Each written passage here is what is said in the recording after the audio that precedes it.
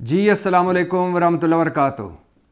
वो जनरल फैज़ हमीद जिन्हें फैज़ाबाद धरना केस से क्लीन चिट मिल चुकी, वो फैज़ हमीद जो फैज़ाबाद इंक्वायरी कमीशन से सुरखरू हुए, उस फैज़ हमीद को एक और पुलसरात, एक और इम्तिहान, एक और इंक्वायरी का सामना है। क्या जनरल फैज़ Hamid top city housing society पुलसरात या top city housing society case या टॉप सिटी हाउसिंग सोसाइटी इम्तिहान से सुरखरू हो पाएंगे? इस पर भी बात करनी, और इस पर भी बात करनी है कि वजारत दाखिला मतलब हमारी हुकूमत पहुंची है इस्लामाबाद हाई कोर्ट और कहा है कि ट्विटर, साबका ट्विटर और मौजूदा एक्स से मुल्की सलामती ख़तरे में है, ट्विटर को बंद ही रहने दिया जाए। इस पर भी बात करनी है, और इस पर भी बात करनी है कि अलीमा खान कह रही हैं कि इमरान खान को सितंबर अक्टूबर तक जेल में रखने का प्लान है। और इस पर भी बात करनी है कि इंसदाद दहशतगर्दी के जज के ख़िलाफ़ ही रेफरेंस आ गया, और ज़राए बताते हैं कि जज साहब कह रहे हैं कि मुझे शेख रशीद को ज़मानत देना गले पड़ गया है, अब अगले केस नहीं सुनूंगा, मेरे ख़िलाफ़ खुद ही रेफरेंस आ गया है, अब मैं अपना रेफरेंस भुगतूं कि 9 मई के मुकदमे सुनूं। इन मौज़ूआत पे बात करनी है, लेकिन सबसे पहले ये बताता चलूं कि मेरे महबूब कायद, मुस्लिम लीग के कायद, रहबर, कायद आज़म सानी, इमाम खुमैनी, 3 दफ़ा के वज़ीर आज़म नवाज़ शरीफ, जो गुज़श्ता रोज़ तंदूर दर तंदूर फिर रहे थे अपनी बेटी के हमरा, पहले भी बता चुका हूँ, तंदूर दर तंदूर फिर रहे थे अपनी बेटी के हमरा, और मकसद था 20 रुपए की रोटी को 16 रुपए करवाना। इतना क्रेडिट तो वैसे दें इमरान खान को कि वो शख्स जिसने गुज़श्ता रोज़ सऊदी वज़ीर ख़ारजा के साथ बैठकर मुल्की, मुआशी और सफारती मामलात तय करने थे, वो तंदूर दर तंदूर फिर रहा था रोटी सस्ती कराने के लिए। ये क्रेडिट तो इमरान खान को दें कि जो इमरान खान को माइनस करने आया था वो इस वक्त तक खुद माइनस हो चुका। तो मेरे महबूब कायद जो तंदूर दर तंदूर फिर रहे थे, उनकी तंदूर दर तंदूर फिरने के गुब्बारे से हवा निकाली है नान बाई एसोसिएशन। ये तंदूरों की एसोसिएशन, रोटियों और नानों की एसोसिएशन के सदर आफ्ताब गुल ने, आफ्ताब गुल का एक बयान सामने आया है कि बता दिया गया था तंदूर वाले को, और उन सारे तंदूर वालों को जहां नवाज शरीफ साहब ने जाना था, पहले ही बता दिया था कि जब नवाज शरीफ रोटी का रेट पूछेंगे तो बताना कि रोटी का रेट 16 रुपए फ़ी रोटी है। मेरा महबूब कायद हर जगह और हर सतह पर मैच फिक्स करके ही खेलता है, और ये टोपी ड्रामे पहले चल जाया करते थे, अब डिजिटल दौर है, अब कोई बात छुपती नहीं। और ये भी बताता चलूँ वापस मौज़ूआत पे आने से पहले कि शेर अफजल मरवत एक सादा, स्ट्रेट फॉरवर्ड, अंदर बाहर से एक शख्स, और जिसके बारे में पाकिस्तान तहरीक इंसाफ के बहुत सारे लोग इस शक में हैं कि ये हमारे अंदर विकेट के दोनों तरफ खेलने वाला शेर अफजल मरवत है, ये पार्टी में इत्तेहाद बरकरार ना रहे इसके ख़िलाफ़ पार्टी में शामिल किए जाने वाला शेर अफजल मरवत है। और वो शेर अफजल मरवत जो अक्सर अपने बयानों और पार्टी के ख़िलाफ़ बयानों की वजह से मुसीबतों में रहते हैं, उन्होंने एक और ख़ुदकुश हमला किया पार्टी पर, कहा कि इमरान खान को निकालने में सऊदी हुकूमत भी शामिल थी, सऊदी अरब भी शामिल था। इस पर पाकिस्तान तहरीक इंसाफ ने फ़ौरन अपने लेटर पैड पर एक वजाहती बयान जारी किया और शेर अफजल मरवत के बयान से लातअल्लुकी का ऐलान किया, और कहा कि हम ऐसा नहीं समझते, ये शेर अफजल मरवत की अपनी राय हो सकती है, हम सऊदी अरब को अपना दोस्त मुल्क समझते हैं। मामला जो भी हो, इस वक्त जब इमरान खान जेल में है और तहरीक इंसाफ मसाइब में है, इस तरह के बयानात खुदकुश हमले से कम नहीं है पार्टी पर। لیکن تحریک انصاف اس حوالے سے ہمیشہ سے ہی بدقسمت رہی ہے کہ کوئی نہ کوئی اس کے اپنے اندر ہی پھٹ جاتا ہے، اپنے ہی نقصان کر کے آگے بڑھ جاتا ہے، اور تحریک انصاف بعد میں صفائیاں دیتی پھرتی ہے۔ کے پی کا معاملہ لے لیں، مشال یوسفزئی، نوجوان وکیل، انرجیٹک، جن کے بارے میں تھا کہ یہ نئے چہرے ہیں پاکستان تحریک انصاف کے، انہوں نے ایک جیو کی رپورٹر نادیہ سبو جی کی ٹویٹس کے واٹس ایپ میسیجز کے اسکرین شاٹ ٹویٹ کر دیے اور فرمایا کہ نادیہ نے چونکہ میں خبر دی ہے کہ مشال یوسفزئی کو نئی گاڑی چاہیے اور وہ اس نے نئی گاڑی منگوائی ہے سرکاری خرچے پر۔ آپ کے ذہنوں میں رہے کہ مشال یوسفزئی کے پی وزیر اعلیٰ کی ایڈوائزر ہیں، کابینہ کا حصہ ہیں، تو انہوں نے ایک نئی گاڑی کے لیے کہا تھا، اطلاعات آئی تھی کہ وہ نئی گاڑی منگوانا چاہتی تھی، بعد میں انہوں نے تردید کر دی، لیکن اس رپورٹر کے واٹس ایپ کے میسیجز کے اسکرین شاٹ ٹویٹ کر دیے اور کہا کہ وہ پیسے مانگنا چاہتی تھی، وہ پیسے لینا چاہتی تھی، وہ رشوت لینا چاہتی تھی، لہٰذا اس نے جب نہیں ملا یہ سب کوئی تو خبر لیک کر دی۔ پہلی بات، میں نے ارد گرد سارا پتہ کیا، رپورٹر اس طرح کی نہیں ہے۔ دوسری بات، جو اسکرین شاٹ اس نے شیئر کیے مشال یوسفزئی نے، اس میں کہیں بھی نہیں لکھا ہوا، کہیں بھی نہیں ایسا نظر آ رہا کہ رپورٹر نے پیسے مانگے ہوں۔ اور تیسری بات، ایک خاتون رپورٹر کے واٹس ایپ میسیجز ٹویٹ کرتے ہوئے اس کا نمبر بھی پبلک کر دیا۔ سمجھ نہیں آتی تحریک انصاف کب سیکھے گی؟ خواہ مخواہ کے دشمن بنانا اور دشمن بناتے ہی چلے جانا، اور جو دوست ہو اور جس سے کوئی خیر کی توقع ہو اس کو بھی خلاف کر لینا، کمال ہے تحریک انصاف کے، یعنی اپنے خودکش بمبار اس کے اپنے اندر ہی پھٹتے رہتے ہیں۔ تحریک انصاف کی بات ہو رہی ہے تو یہ بھی بتاتا چلوں کہ سینیٹر اعجاز چودھری اور عمر سرفراز چیمہ جو سابق گورنر پنجاب ہیں اور جو علیل بھی ہیں اور بڑی بہادری سے جیل کاٹ رہے ہیں، دونوں نے خط لکھا ہے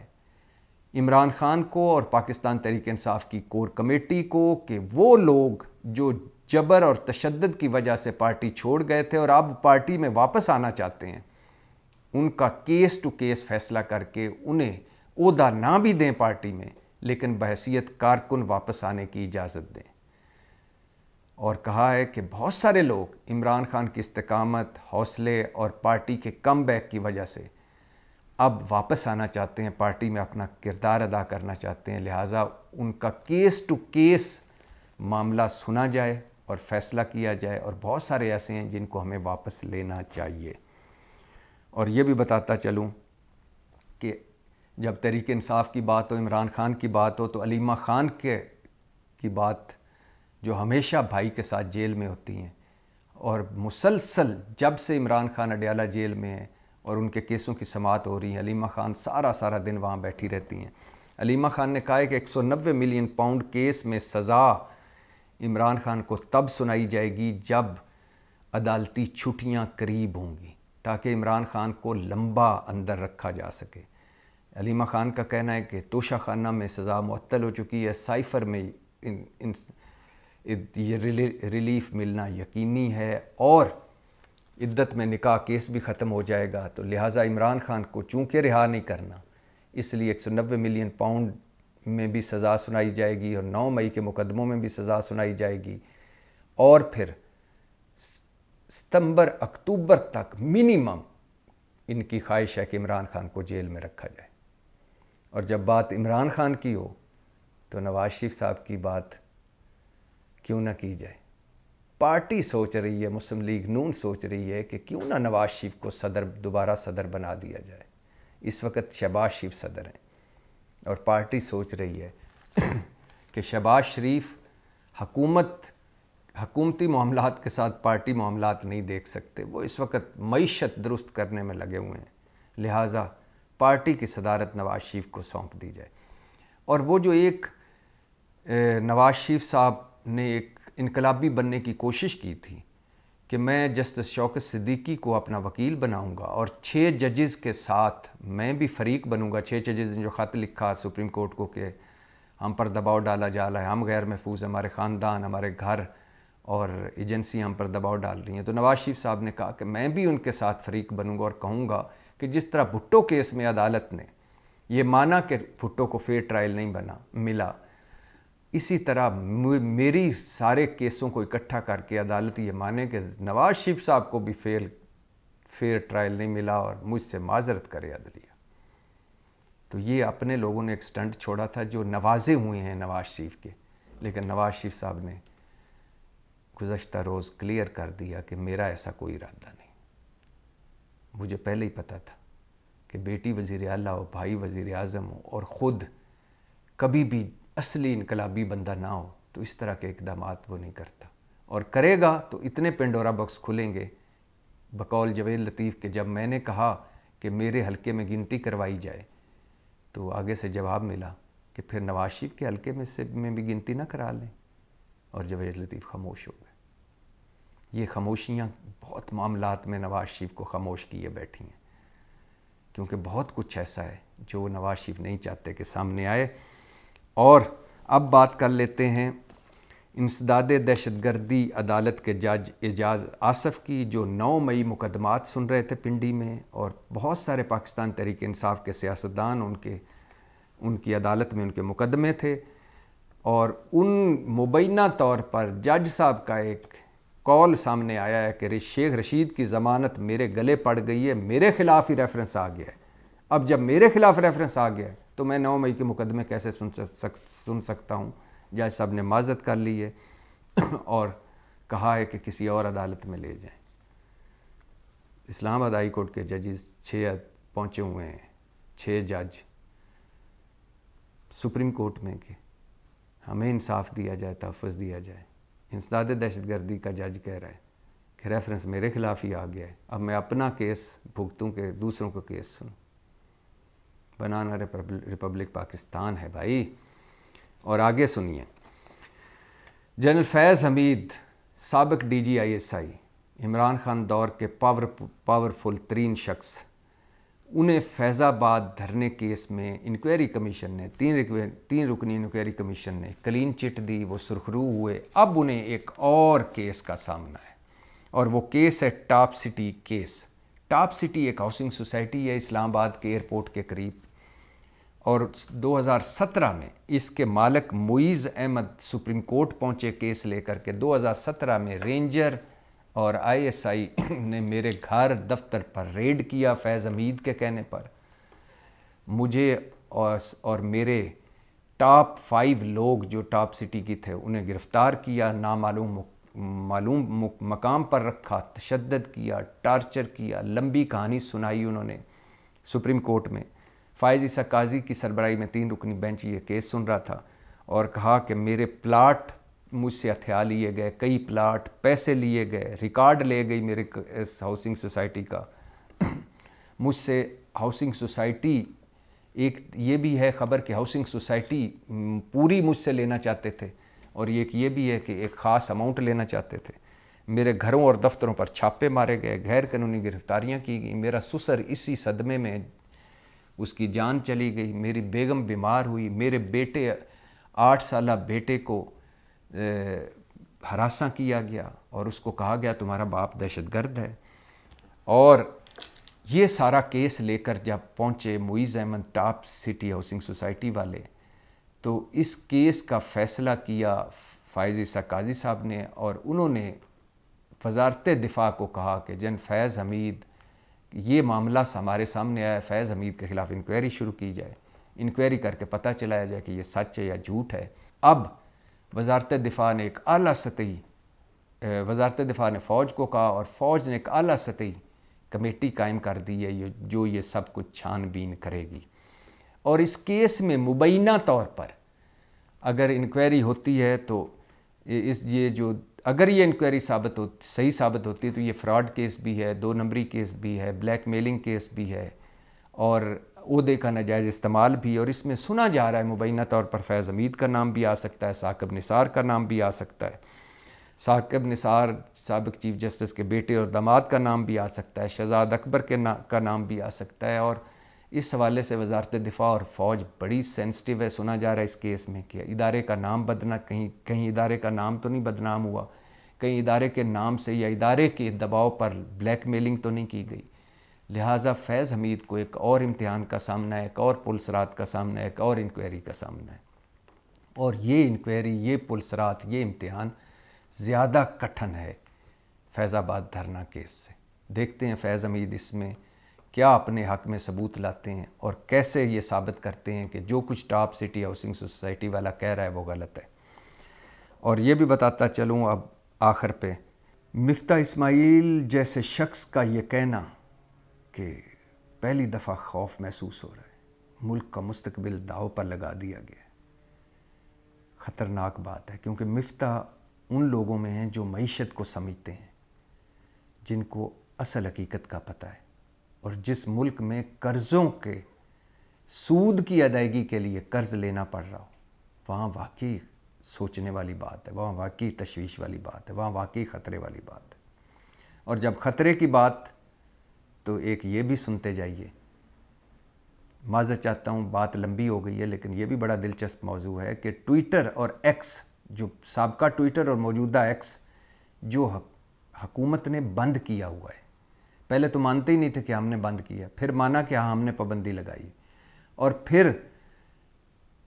اسلام آباد ہائی کورٹ میں جب وزارت داخلہ حکومت پاکستان نے رپورٹ پیش کی تو جج صاحب چیف جسٹس عامر فاروق اس پر برہم ہوئے کہ یہ کیسی رپورٹ پیش کر دی، اس سے اچھی رپورٹ تو میرا سیکٹری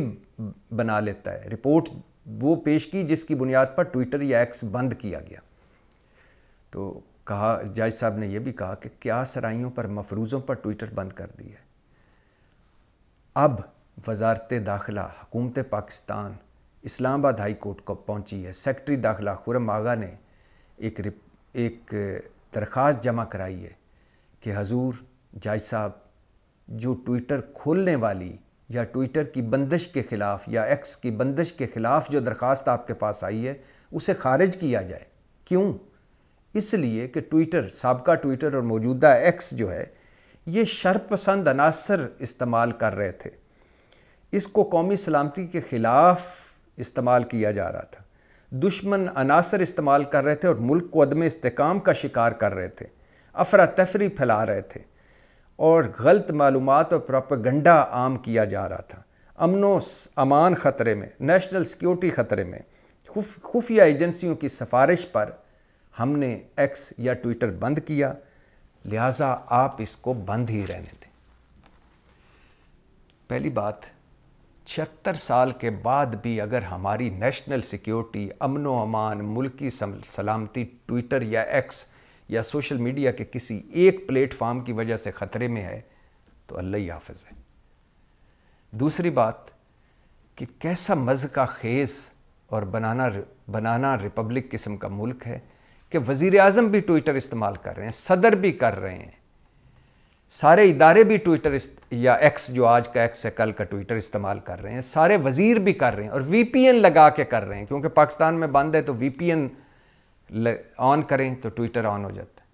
تو خود کر رہے ہیں، یا تو خود بھی لا تعلقی کا اعلان کریں، وزیر اعظم لا تعلقی کا اعلان کریں کہ یہ ملکی سلامتی کے خلاف ایک پلیٹ فارم ہے۔ جب خود کر رہے ہیں اور اہمیت بھی ہے تو پھر کیوں نہ ان لوگوں کے، اگر ایسا تھا بھی تو ان لوگوں کے ایکس یا ٹویٹر اکاؤنٹس بند کیے جاتے جن لوگوں سے ملکی سلامتی کو کوئی خطرہ تھا۔ ہمارا مزاج یہ ہے کہ پہلے تو آنکھیں بند رکھنی ہیں اور جب سمجھیں کہ یہ معاملہ ہمارے سے ہینڈل نہیں ہو رہا پابندی لگا دو۔ تو ہماری حکومت پہنچی ہے اسلام آباد ہائی کورٹ میں کہ ایکس یا ٹویٹر سے ملکی سلامتی کو خطرہ تھا، اس لیے خفیہ ایجنسیوں کی رپورٹ پر اسے بند کیا ہے، اسے بند ہی رہنے دیا جائے اور اس کی بندش کے خلاف جو درخواست آئی ہے اسے خارج کر دیا جائے۔ بنانا ریپبلک پاکستان، اور پاکستان زندہ باد۔